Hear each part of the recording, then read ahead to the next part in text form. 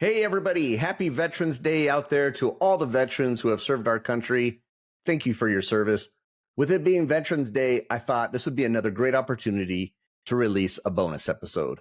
I have released one bonus episode the last couple of months, one on Labor Day, one on Columbus Day. And why not keep the streak going and release one on Veterans Day? This bonus episode is with my former guest, Ryan Head. If you go back to episode 81, you'll be able to hear Ryan's journey and his story of getting into ultra running. And we talk about his first 100-mile race that he completed, the Wasatch 100, back in 2023. For this episode, I had Ryan back because he just completed the Wasatch 100 again, but he also completed the Bear 100, which are only 3 weeks apart from each other, the Wasatch and the Bear, 3 weeks apart. This was not easy for Ryan. It took everything he had just to get through the first race. Ryan is a man of determination and a man of faith. Get ready to go 100 miles 2 times with Ryan Head. Welcome to Journey with Jake. This is a podcast about adventure and how through our adventures we can overcome the challenges of life that come our way. While I expect you will learn some things about different adventures, this show will entertain you. Each episode will feature a different guest or guests as they share experiences and stories from the different adventures they have been on. Not only will you be entertained, but you will also hear the failures and trials each guest faces and what they have done or are doing to overcome the hardships that come their way. My goal is to take each of us on a journey through the experiences of my guests with the hope that you'll be entertained and inspired to overcome your day-to-day challenges. After all, it's not all about the destination as it is about the journey.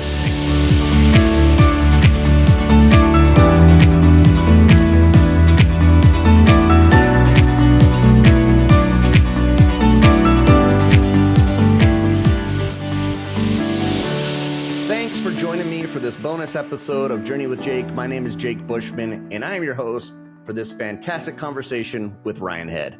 One of the absolute best parts of doing Journey with Jake are the connections I have made with my guests.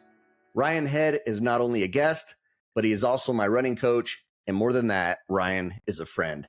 I was happy to have him back on to share his latest adventure in running both the Wasatch 100 and Bear 100 100-mile races. That's right. 100 miles nonstop, which equates to over 30 straight hours both times. Absolutely incredible. Just a couple of housekeeping items before we get started. My usual Thursday episode release will still happen this week. In fact, this Thursday, my guest is Jude Krewald, who biked on a non-motorized bike across West Africa, and his stories and experiences are amazing. My episode with Jude is one for the books. Absolutely amazing. My other ask is just to share Journey with Jake with your family and friends. I have been doing this show for almost 3 years now, and I've been absolutely amazed by my guests and what they have shared with me. Thank you to all of you who listen each and every week. You keep me motivated, and I appreciate it. Okay, let's get to this bonus episode with my guest, Ryan Head. All right, familiar face here with me today. I've got Ryan Head back on the show. Ryan, welcome back to Journey with Jake. Thanks, Jake. Thanks for having me, man. I'm excited to be back here. This will be fun. Yeah, this is awesome. So we had you about a year ago. You talked about the Wasatch 100, which is a 100-mile race that you participate in. It's still bizarre to me that people participate in these 100-mile races. But we had you on. You kind of went over that race, kind of what was going on, just a little bit about who you are and what you've done. I know for this year, you did both the Wasatch 100 and the Bear 100, which are only 3 weeks apart, which is amazing to think about. So you were episode 81. So anybody who wants to go back and listen to episode 81, they can hear kind of Ryan's whole story. I know we talked a lot about you had a DNF on one of the first 100-mile race you tried. Yep. I was at the finish line last year in, 2023, when you came across the finish line at the Wasatch 100, which was awesome for me. That was my first time meeting you in person. Since then, you're my coach now. Ryan's my running coach. I know I refer to him sometimes on some of my stories and things. So it's awesome to have you here because I'm like, you're an inspiration to me. You're my coach. So I love it. So yeah, so thanks for being here. Before we get rolling into this, I was looking through my list of ultra runners that I've had on the show, and I've had 8 or 9 of them. You ultra runners are amazing. So my first question is, before we jump into the Wasatch 100 and the Bear 100 that you just did, why do you keep doing this? That's a good question. Well, first off, Jake, I just want to state the obvious, like serious.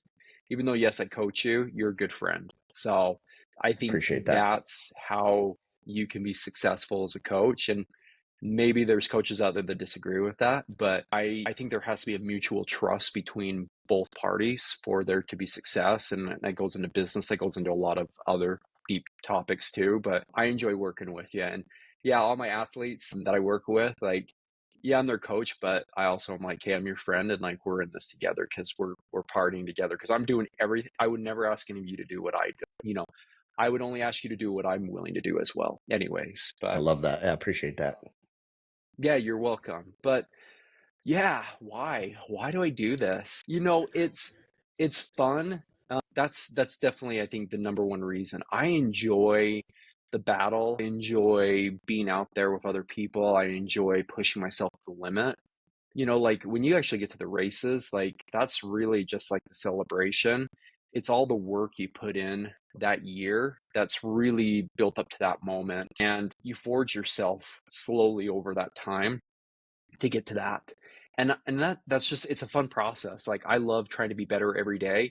I'm not gonna say I'm some like egotistical guy that's like, you gotta be like, David Goggins type stuff. Like you every day you gotta be going hard or whatever. Like I don't really aspire to that. I think if you're just trying to be at least 1% better than you were the day before, you're doing great. And that's what I try to do too. Like, and you do that for 3 or 4 years and some crazy stuff can happen. Wow. Yeah, you're doing some crazy stuff for sure when I look at what you're doing. Now, first of all, usually you and I we talk via Marco Polo like almost every day. Usually, as soon as I get done with my run, I'm like, oh, I got to check in with coach. That's kind of what my mindset is. I got to reach out to coach and tell him what's going on. And then you usually message me back either after you run. Today you did it as you were starting your run. You actually started moving when you messaged me today. You're Yep. going out early in the morning, maybe not quite as early as I go out sometimes, but early, and you're on these trails in these backwoods, and I mean it's dark. It's kind of scary almost. I mean, you're with some people sometimes, but sometimes you're not. How do you keep yourself motivated to keep doing that day in and day out? How do you say, okay, I'm going to be 1% better today? How do you keep doing that? Yeah, I mean, so for me, I have to always have what my next objective or my next goal. Like I won't say I know what I'm going to do in 2025, but I'm pretty close. There's a couple of things I have to work through, but I know pretty much what I'm shooting for. Like, and it is tough because, right, you have to balance like recovery, and that, like I talk a lot about that with you, but there is a good balance of recovering from races and pushing yourself and continually trying to be better. And so I, like, for me, I want to, again, one each day I want to be better at least just 1%. And like, yeah, like if I think about it too much, it is scary out there in the dark. Like I put a post about this a couple weeks back, but like it's like tarantula mating season, I guess. Like that's kind of weird to bring up on a podcast, but like there was all these tarantulas in the trail, and like I can deal with a lot. I saw so many rattlesnakes this year and other snakes and all kinds of stuff, but spiders just not my jam. And I that was one of the few times like I kind of cracked, if you want me to be honest. Like I was like, oh man, I don't like spiders. Like especially big ones. Like these things weren't small. Like look it up on my Instagram post. Anybody that's listening to this, like go back and look at it and you'll see it's insane. And I was just like, but I don't know. It's one of those mindsets like you have to lock in, and like I'm always thinking to myself like, why are you doing this today? Like what is the goal? What is the objective that we're shooting for to that we're shooting for next year, and how we can make ourselves a little bit better. Because like even though, and I don't want to put the cart before the horse, but like even though my time at Wasatch this year wasn't necessarily better than my time in 2023, the hell that I went through, if you want me to be completely honest, that I went through this year with Wasatch, there was only one way I finished Wasatch, and it was because of everything I did this year. Like 100% believe that, no question in my mind. I trained harder, I did way more stuff. I was in the gym. I was hitting the trails, the mountains. I was doing so many different things. And I know, like, without a question, like, I only got that finish because I pushed myself harder than I ever have. And it kind of reflected that in how Bear finished out. So like, that's really how I always look at it, is I'm like, hey, like, if you want, if you want these results, then you got to be putting in the pennies every day. It doesn't matter, and always be looking for those pennies, right? Like I do some weird stuff for training, and I've shared this before with other people, but like Like, I will purposely mow my yard in the hottest part of the day during the summer, and I will wear, like, my getup that I wear when when I do my races, because I'm like, I wanna be dying of heat. I wanna be getting that heat exposure, and it's just constantly working that. Like, when we get together with the girls at night, with my daughters, and we're, like, watching TV shows and stuff, I'm doing my PT exercises. Like, I'm not wasting any of those moments at work. I'm constantly stretching. I stand up, I'll stretch out. I don't usually try to set longer than an hour each day. Like, and I can keep going on with like all the stuff I'm doing, but I'm always trying to find like those opportunities just to put another penny in the piggy bank, because I know I'm going to need every one of those. And if Wasatch proved anything this year, you don't know how many you're going to have to withdraw. And I basically withdrew everyone to get through Wasatch. Wow. Okay. Yeah, we're going to talk about that, and I want to talk about that. So 2022, I think, was when you tried to do, was it Antelope Island? You tried to do the 100, and I can't remember where it was. It was March of 2023. March of 2023. Okay. Yep. So then just a few months later, in September, you did the Wasatch 100. You finished. I was there. I saw you come in then. So you said you try to do things throughout the year. You set the goal. So did you have the goal that you were going to do both the Wasatch 100 and Bear 100? When did you set that goal? Was it right when you finished the Wasatch 100? How does this work for you? When do you set these goals? Yeah. I had two good friends that in the running community that they both did it last year in 2023. And I told myself, I was like, and it's not one of these things like, oh, I've got to match them or anything. It was just a really cool goal that they set, and they both finished it. And I think there's not a ton that do it every year, but there's a good amount of people, and it's tough. Like, even on Bear this year, I ran into a couple people. They're like, "Did you do Wasatch?" And I'm like, "Yeah." And they're like, "So you're going for the double?" And I'm like, "Yeah." And like, I talked to them, and they're like, "No, I had a DNF at Wasatch." And I'm like, "Dang, sorry. Try again next year." But I knew probably, yeah, probably October of last year. So yeah, basically a year now. I knew that I was going to go for both, but it's not a given, because you have to be in the lottery for Wasatch, and then Bear, you have to be right on the money to get in. And so I had the thought, the feeling, I was like, I'd love to go for it. If I can get into Wasatch, then I'm gonna try for Bear as well. Good for you. And I know a friend of the show, Michael Whiteside, I think he did both. I don't know if he did it this Yep, year, but I know the year before he did. last year. Yeah. Yeah, So, he was one of those friends. Yeah, oh, him and okay, him perfect. and yeah, him and Josh Bryant, who lives up in the Ogden area. He did it as well, and they both just they were inspiration. Like, call it what it is. Yeah, that's fantastic. All right, so you made that decision. You started training. I love how you said, even in your moments where you're just watching TV, you're stretching out and you're doing PT and you're doing things to help you, which I think is awesome. All right, let's jump straight to the Wasatch 100. First of all, thank you for including me. I was part of your whole thread of text messages, people texting you throughout the 30 plus hours or whatever it took you to do this. And it was cool because I know you put out a video or two right at the start, and then there was, it went quiet when you're in the middle of it, going through hell, as you would say. Tell me about this race, because it sounds like you said you had to withdraw everything to finish this thing. What happened? Tell me about it. Yeah, so like I've talked about, like, I felt more prepared this year than I have in years past. I had a really great coach, running coach myself. I use one as well, because I do think it's important to be held accountable. And I hired the legend Carl Meltzer to work with me. And Carl was great. We went through a really good rigid plan where he was very adamant about me doing very junky trails and doing consistent back-to-back long runs on like Fridays and Saturdays, or Saturdays and Sundays. And I'm a religious person, and my church meets at later in the day on Sunday, so I was able to do my runs, Sunday mornings, and still be able to attend my church services. And so I really put together I think between me and him, we had a really good game plan going in. And so I felt really calm heading into it. I was like, hey, things are good. I think we're in a good place.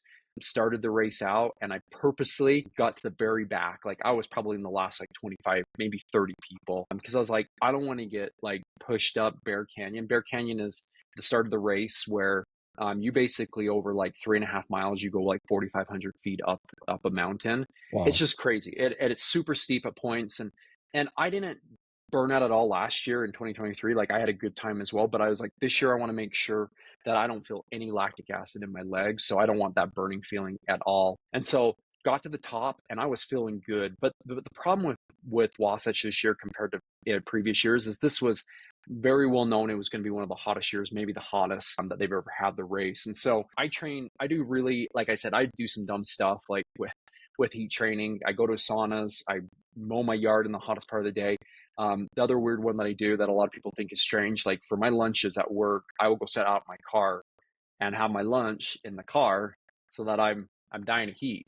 Like it's weird. I know. I mean, my I love coworkers it. think I'm strange, but that's like it's just how I get heat exposure in training. So we get going and I'm just having a good race. Like I hit that first 10 miles, 12, 11 miles, I was like crushing it. I was going down from Francis Peak down to the Groban water station, which the Grobans basically host. And I was probably doing like 8:30, 9 minute pace, like going down there. I was hauling because it's just this perfect like downhill up there on dirt trails. And so I'm doing good. Make it to Bountiful B, feeling great. The sun is now kind of up and it's getting warm, but I'm like, we're good, we're good. I make it to Bountiful or to Sessions Liftoff, which is mile 20. So we're 20% into the race, and the heat is starting to play a big impact on people. You can feel it, even though we're up like at 8, 9,000 feet of vert or about elevation. It's getting warm, and you can feel it. And so it's kind of a crazy part because once you leave Sessions Liftoff, you don't have an aid station until Big Mountain, which is 12 miles away. And that section is like there's there for the first few miles there's some trees and coverage, but then you're 100% exposed, Wow. and people were just getting crushed by the heat. Like I just kept passing people that were just having a hard time.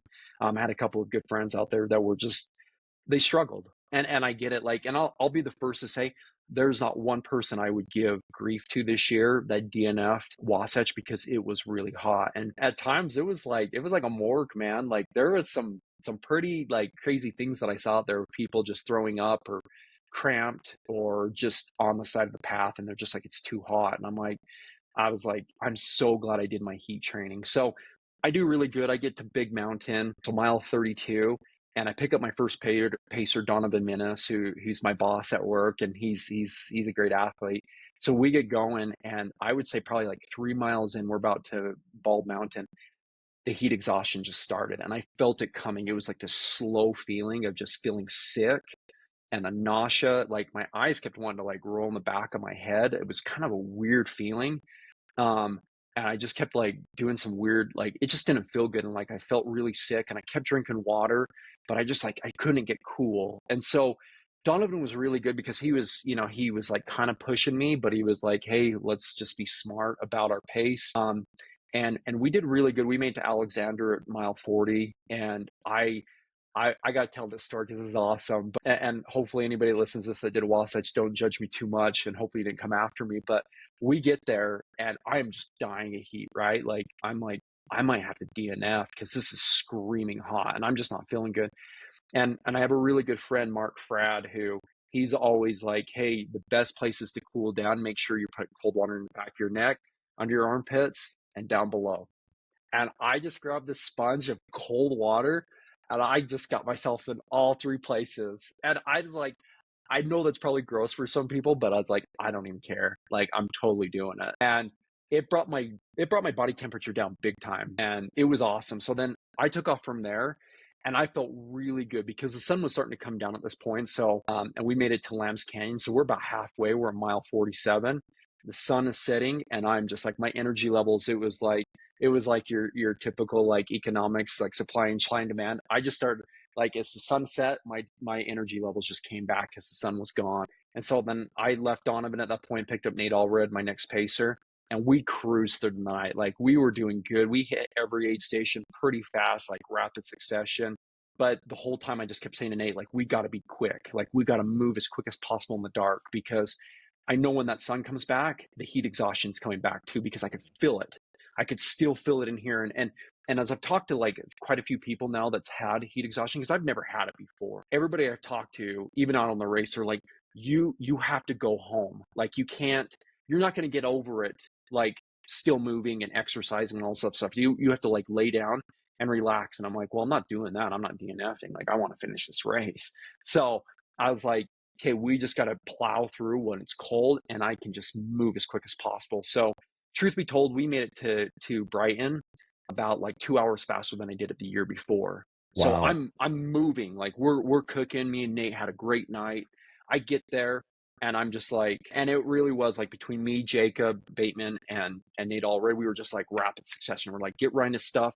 Let's get him out of here. We got to get him back on the trail before that sun comes back up. Because I was like, guys, I'm truly afraid of what will happen. So we take off out of Brighton and we're going up. We hit Catherine's Pass, Point Supreme, all that good stuff. I kiss the sign. I did it in the dark. You know, the year before it was light, and this year I did it in the dark.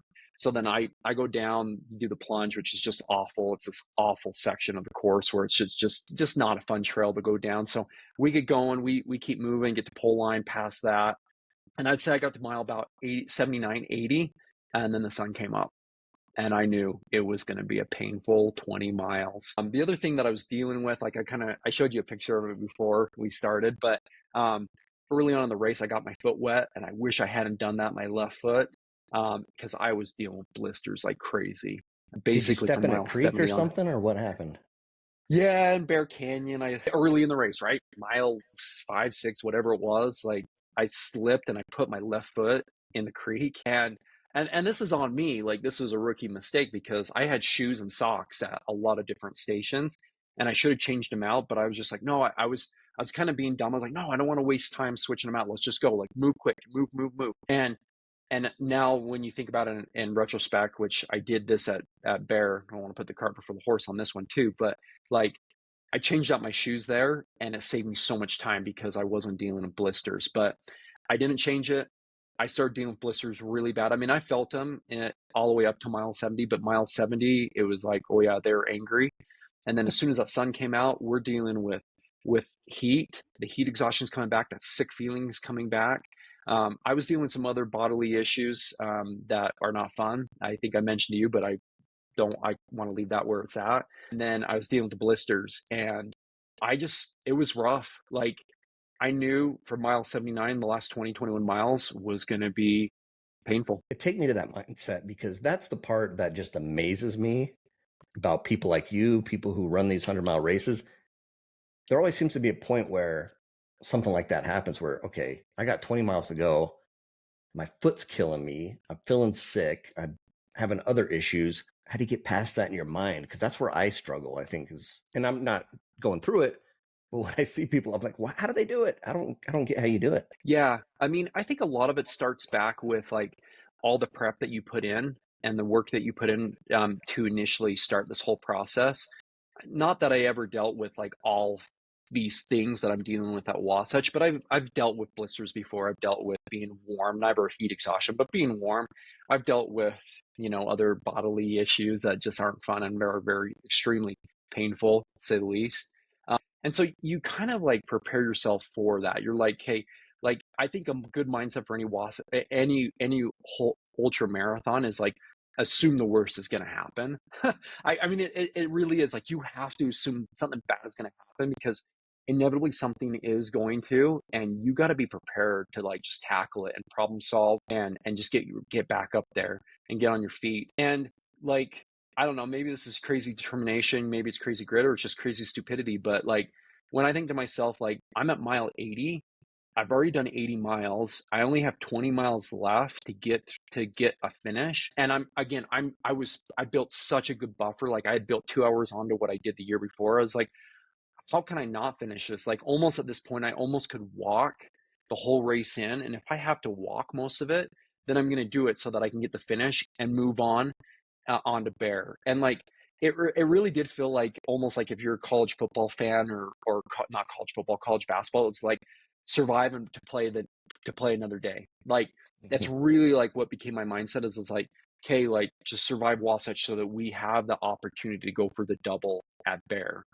And so that really was a lot of the mindset. And then like, I mentioned this to you before, and like I'm a pretty religious guy, but like I kept going back to like my faith and like thinking about the things that bring me happiness, my daughters, my wife, Jesus Christ, the things that I truly do believe deeply in. And like I'm not gonna lie to you, man, like I prayed so many times to my heavenly Father and was just constantly like, okay, I need your help again. Please, like, I rely on you. I need you at this moment. And I know I haven't really shared that a lot with people, and I haven't really put a lot of posts out there about it. But like, after last year, which was just a truly divine intervention with what happened in 2023, this year, a lot of the same. I mean, I feel like he helped me get there each step, and it was tough. Like, none of it was fun. Like, as I put a post out after the race, like, that last 21 miles or 20 miles is the worst running I've probably ever done in my whole life. There's no question. 100% guaranteed, worst running I've ever done. But I knew that if I had the faith and I persevered and was determined, that I'm going to get to that finish line. And I knew it would happen. I knew it would. I just needed to do the work, and I needed to believe that it was going to, I'd get across that line. Let's go back to your faith a minute. You're talking about having faith. Now you're out there doing something that you volunteered to do, that you wanted to do. And I love it because you're praying for help out there, even for just something that you wanted to do, something fun for you, but you're praying for the help.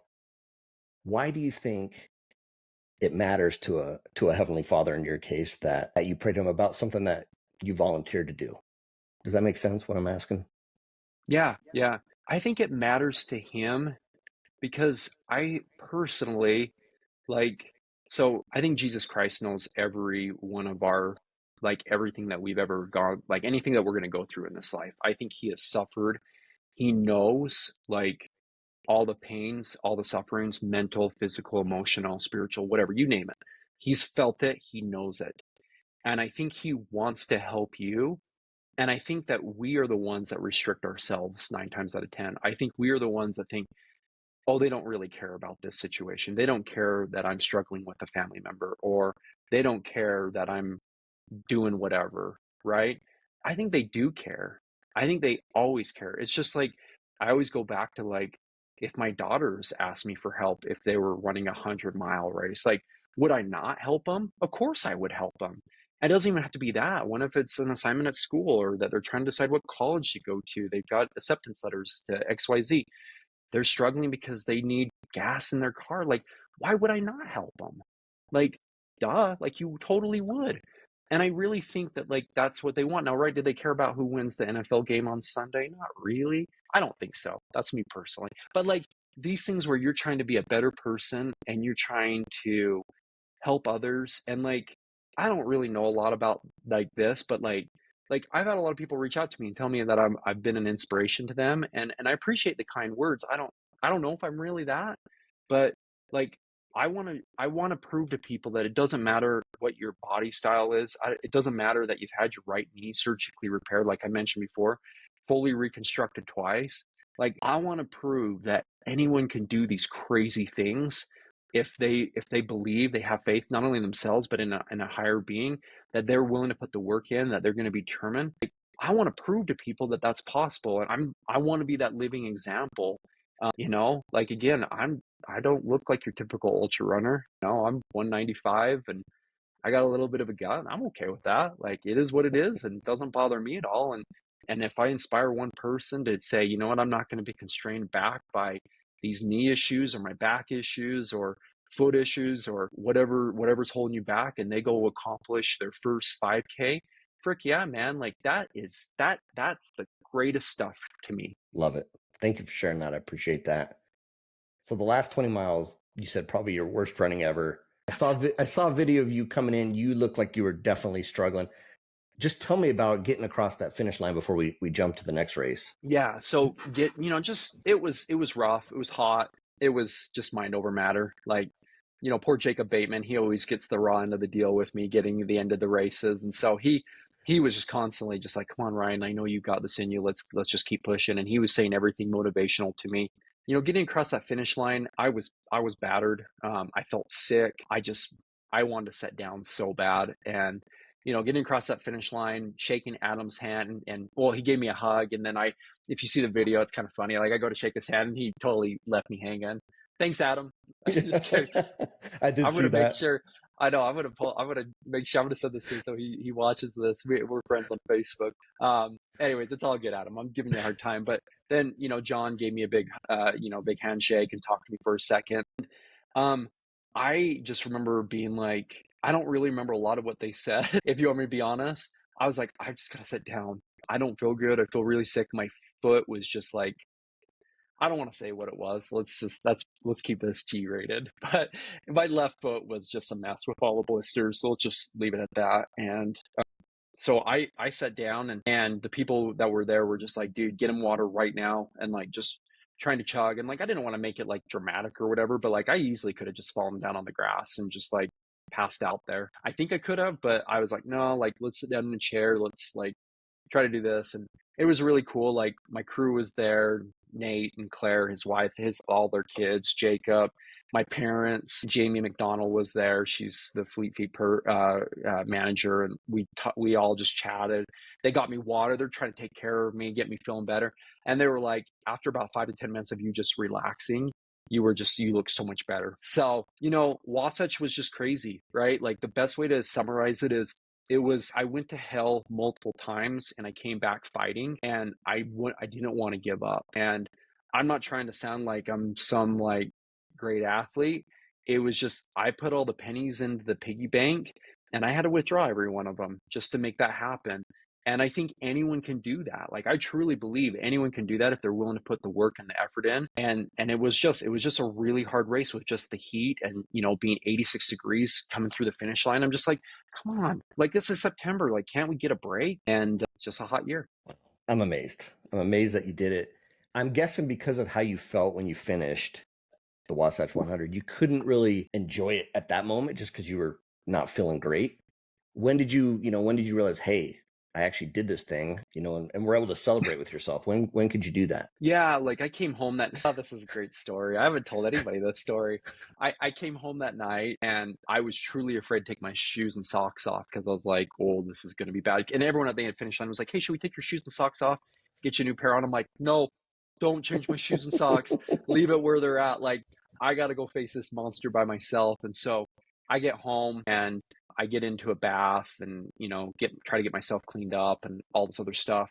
And my foot is just on fire because of like all the blisters and everything. And I'm like, holy cow, this hurts so bad. And like I was doing like the whole one hopping on one foot because the other one and the other foot had blisters too, just wasn't as severe. So I'm like in the severe pain trying to like make this work. And I remember that like I got out and I just called to my wife Jessica and I was just like, Jess, and she's like, what? I'm like, I need your help like right now. And so she's like, what's going on? And I was just like, I can't walk. And she's like, why? And I'm like, I got blisters all over my feet. Like it's so severe. Like I can't, like it hurts so bad to even put my foot, like touch it on anything. So she was amazing. She doctored it up and got all the bandages and everything. And I think it was finally when I could walk that I finally enjoyed. I was like, I think I just did something pretty cool. And I was like, okay, now I'm feeling halfway decent. I threw my UFA sandals on and just was able to feel a little bit better. And I was just like, wow, I just did it. Like I got another 100-mile finish. And like I knew I would do it. Like you don't want to be arrogant and cocky, but you got to have a belief that you can do it. And so I knew I was going to finish it again. But when you actually do it and you like start to put the pieces together, you're like, whoa, I did it. But I'm going to be honest with you. There was some serious dread because I was like, in 3 weeks, I got to do this again. That's what I Like, was wondering. I was wondering where your yeah. mindset was. Like, okay, I can barely walk. It probably took, like you said, the heat exhaustion probably took you a few days to get over that. And you got to hmm turn around and 3 weeks later do another one. Yeah. Like, it was like, I told myself, like, celebrate for the day or the weekend. Like, after you get Wasatch done, celebrate. But then you got to like zero back in and like get after it and be ready to go and just like heal yourself up. And so, yeah, like, there was like I'm not gonna lie, there was some serious dread, like stress levels were like skyrocketing because it's like I think I just gave every bit that I had just to get across Wasatch, and now I got to go do it again. I don't know. Let's keep going. How did you get prepared to face the Bear 100? And then tell me about the Bear 100. Yeah, so you got 3 weeks, and you got to spend that 3 weeks just doing everything you can to heal up. So like I was pounding protein shakes like no one's business. I ate so clean. Like I seriously was eating lots of vegetables and fruits, trying to stay away from like sugars and like highly processed stuff, no high fructose corn. So I try to avoid that crap already, but I avoided it, all that, just everything bad. I was trying to just get my body super, super clean. I was actually avoiding meats, because I know there's some science there, and I was just like, I'm just gonna avoid it and just try to be really clean because my protein is grass-based proteins. Anyways, I was trying to be just super clean, like eat really good, and so that was important. And getting enough calories, just like trying to you know, re get your your stocks built up again, if you will. But it was the body, right? That I was just like, hey, like we gotta get that feeling good again. So I was doing Epsom salt, like foot baths just for my feet every night when I get home from work. And I would just sit there and just try to let them heal. And I know blisters will heal pretty quickly, but I was like, I've got to get these feeling good again because like this is so bad. And truly, like on Wasatch in 2023, my hips started hurting really bad, and my knees and some other things.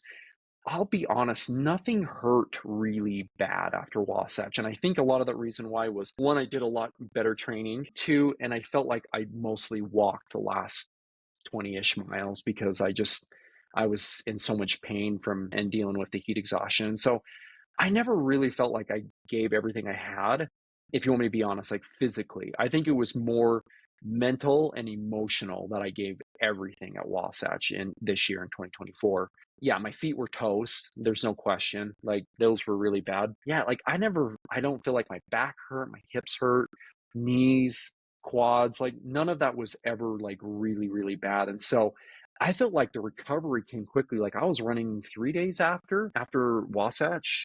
Wow. I think it was Tuesday night. I was running with my daughter. We did a little bit of a little running thing, me and her together, and then right after that, I was running that next morning, and not a lot of mileage, but my goal was to just the goal was in between the two races was to keep mileage low, but keep the heart rate at a good place to where I could maintain fitness, and that really was the key. That was the key for that 3 week period. Don't push too hard. Avoid getting injured. My coach was just like, dude, like don't go for a 15 or 20-mile run. Like longest should be 10 miles. Don't do anything longer than that. If you do that, you risk the chance of pulling something and getting really hurt. And so I truly like I felt like I got really close to 100% in that 3 weeks, like 100% back to feeling normal. I would say I probably got to like 90 to 95%, which I honestly told myself if I can get to 80, I'm going to be feeling really good. And I've talked to a lot of people about this. A lot of people say like I have a between genetics and all the other stuff I do for recovery, they're like, you got it a little bit better than most. And so I truly felt ready. Like I remember like the week of Bear and like even the day or two before, I was like, oh yeah, buddy. Like we're there. It's gonna be good. And so Bear 100 takes place, what, Logan, Utah to the Bear Lake? To Fish Haven, yeah. But yeah, Bear Okay, Lake, Fish Haven, it's just right across the Idaho border. gotcha. Okay. So tell me about that one. Yeah, let's talk about this race because you had just Yeah. a rough time at it, the Wasatch 100. Mentally, I would think I mean, for me, I would be a little nervous just because, man, 3 weeks ago was rough. I'm going to another one. Mentally, it would be a little challenging. I think, how was it for you? And tell me about the race. Yeah, and you hit it right on the head. Like when the race started, I kind of did go negative, like for a little while there. And I talk about positivity as like Mm-hmm. my success, and that like I can do so many good things with that when I just stay super positive. But I just kept telling myself, I'm like, do you really want to go back to where you were just at 3 weeks ago? Not only physically, because there's who knows, maybe you'll have the same stuff with your feet again, but I'm like, who knows what other crap's gonna happen? And you have to go to the mental battles again, the emotional battles. Like all this is coming. You're spending a whole night up again. You're going to be doing over 20,000 feet of vert. All these long miles. It's going to be warm again. It wasn't as warm, but it was still a pretty warm day up there.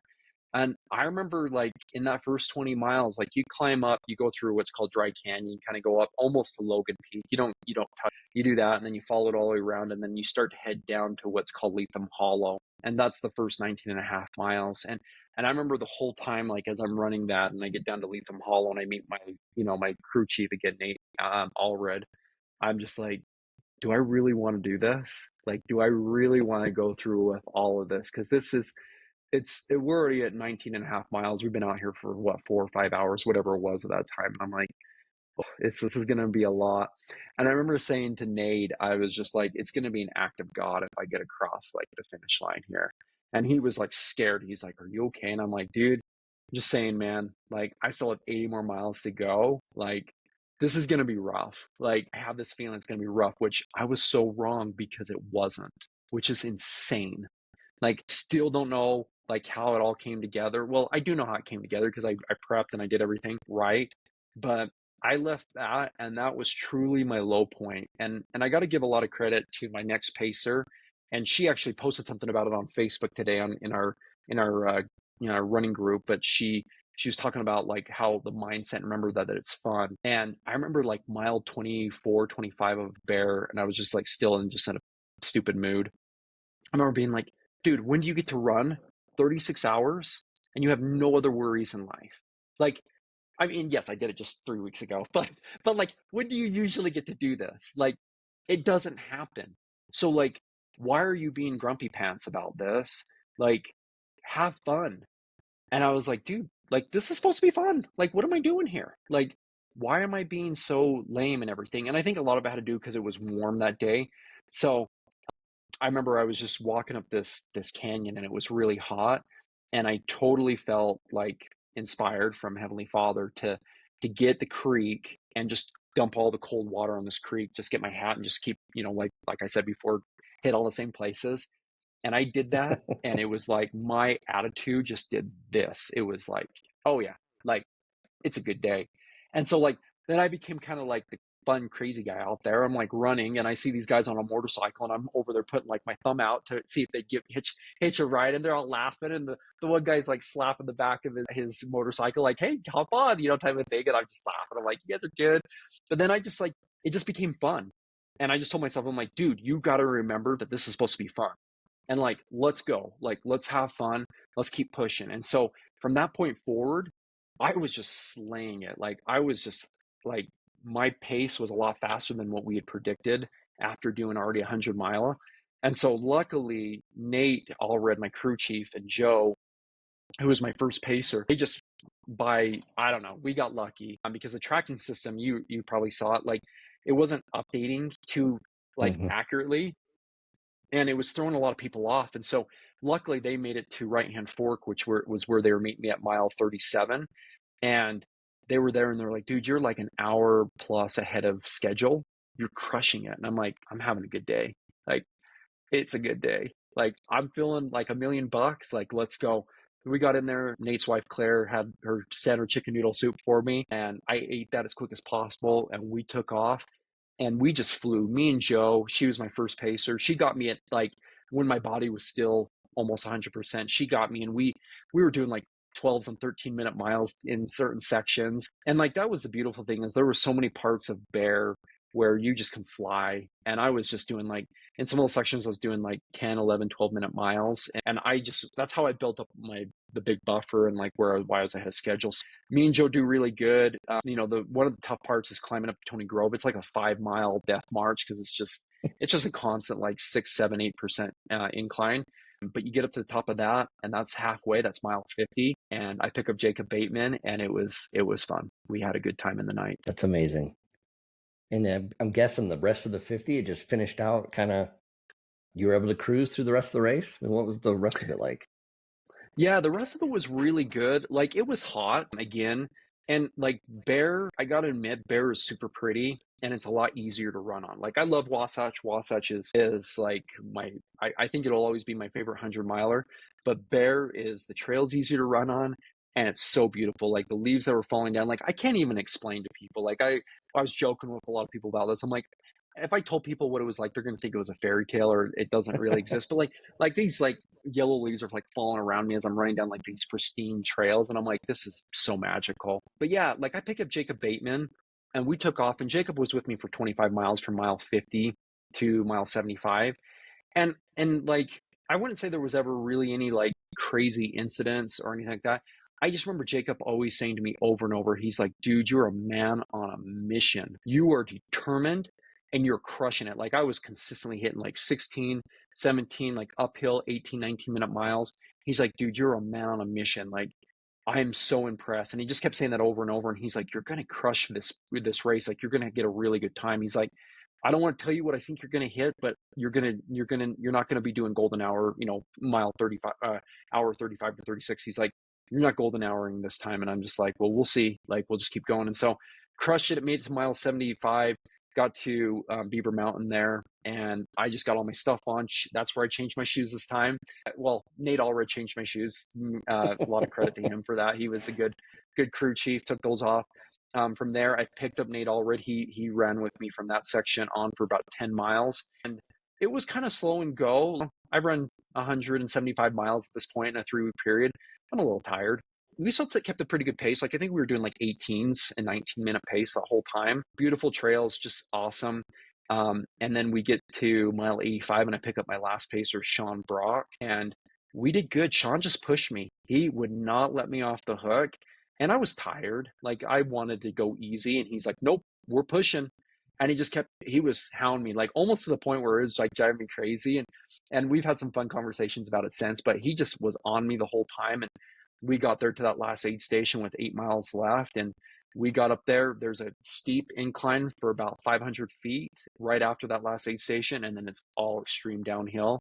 Yeah. And we felt good. Like, I felt good the whole time. I never felt like I got heat exhaustion. I never felt like my body was falling apart. I never felt like the wheels came off. And we crushed it, and we got a 33-hour finish. I was surprised that I finished that quick after, doing 100 3 weeks before. Again, I don't do this professionally. I have a regular job. I've got 2 kids. I'm just a regular guy, if you want me to be honest, and just an average Joe. But it was cool to be like, Wasatch took everything I had, and then Bear, everything came together perfectly. It was good temperatures, good trails, and I do it in 33 hours. Like, it was crazy. It was crazy. It was awesome. Man, Ryan, I am so proud of you for what you've done. You're an inspiration to me. This is why I'm so glad I had you on again. I'm glad you wanted to be on again, because this is the kind of stuff that motivates me, and I get inspiration from talking to people like you and what you're doing. When you Thanks, came man. across that finish line, were you not having the feet giving you problems, things like that? Were you able to celebrate a little more, or did you want to sit? What was kind of the mood coming across? Oh yeah, I never sat down once I crossed the finish line. Everyone's like, do you need to sit down? I'm like, no, we're good, man. We're good. My feet were good, knees were good, like nothing hurt. It really did all just come together. And like, I was trying to talk to Cody Draper, who's the race director, and I'm like, I got the double finish. And I think he thought I was crazy. He's like, oh, this guy's delusional. And I'm like, no, I did the double. Like, I was all excited, like telling all these people about it. I was kind of probably being dumb about it. But yeah, like, I was talking with my crew, talking with my family, my wife, Jessica, and my daughter, Zoe and Lacey. I was just like, we were just like talking, and like, my crew's like, dude, you look amazing. I'm like, heck yeah, dude. Like, I feel great. Like, everything was good today. Like, it all came together really nice. And yeah, like, I don't know what else to say besides we're good. And so, yeah, body felt good. It was just stark contrast to the way Wasatch ended. It's awesome. And I kind of feel like you were blessed, with the Bear 100. I feel like you did your little, what you had to do on Wasatch to get through it. You did it. And I kind of feel like you were blessed on the Bear 100 and had a good race and felt good and spirits were higher. And even though you said you started off a little negative, you overcame that and were like, look what I get to do. And it was I don't think you hadn't ran that race before, correct? Or have you run that? No. No, nope. I never ran that one before. Yeah. So that was another thing too. A new scenery. Like you said, it was beautiful trails, beautiful scenery. That's awesome. Wow. I am Yeah, so impressed. So proud of you. I'm lucky that you're my coach. I mean, this is my coach right here, people. Like, listen to this guy. This is the kind of motivation I get all the time. So I do want to say one last thing really quickly about yeah, Bear, and I want to, like, because I don't want it to be like, only in the bad times am I asking for help, but I do want it to be well known that, like, I did pray at Bear as well, and I gave a lot of thanks that everything came together, and I was like, thank you for having this all come together, that the temperatures never got too high, that it affected me too bad, and I gave a lot of credit and thanks to my Heavenly Father. And you'll see at most finish lines now, I always do the praying thing at the very end, and it's always a thanks to my Heavenly Father and Jesus Christ, because I know I can't do it without them. thank you. So now the question is, what are we doing next year, Ryan? What's the future Uh, look like? that's a good question. That's a really good question. I have to figure out a few things first, but preliminary, I'll tell you the preliminary thoughts is I would love to either do the Antelope Island Buffalo 100, go back out for redemption. I think I'm a totally different person, and I think it's time for payback for that race. I think it's time to go out there and finish the job. But if I don't do that one, then I do want to do the Scout 100, which is in Pocatello, Idaho. I'd love to do that race, and that would be the race kind of in the first part of the year. And then in the second half of the year, do Wasatch or Bear, whatever one I can get into. I don't plan to do both. If I end up doing both again, I'll probably shoot myself. But I think I can do one. I know I can do one of them, and I'd love to. At Wasatch, my goal is to get the 6 finishes, so I don't have to go through the lottery any longer. So fingers crossed I get drawn again. If not, then I'll definitely jump into Bear and do Bear in 2025. Awesome, man, that's fantastic. I hope I can maybe be part of your crew or something next year. Maybe I can, Dude, come I'd love to along have you there, man. Yeah, so I think that would be awesome. Ryan, this was awesome for me. I appreciate you sharing your thoughts. Appreciate who you are as a human. I think that's the most important thing, is the mental battles and overcoming. It's an inspiration. So thank you so much for sharing this on Journey with Jake. Yeah, thanks, Jake. Thanks for having me again, man. Thanks to my coach and friend Ryan Head for coming on the show and sharing his experiences, his trials, and his accomplishments as he completed 2 100-mile runs, the Wasatch 100 and Bear 100, within 3 weeks of each other. Absolutely amazing. Thank you so much, Ryan. You can follow Ryan on Instagram at Rye_head. That's at Rye, RY_head, HEAD, to see what he is up to and follow his running adventures. Once again, my normal episodes will continue this Thursday with episode 131 and my guest, Jude Prewald. I'm telling you, if you want to hear some amazing stories and adventures, you got to check out my conversation with Jude. I hope to have you all back this Thursday. Just remember, it's not always about the destination as it is about the journey. Take care, everybody.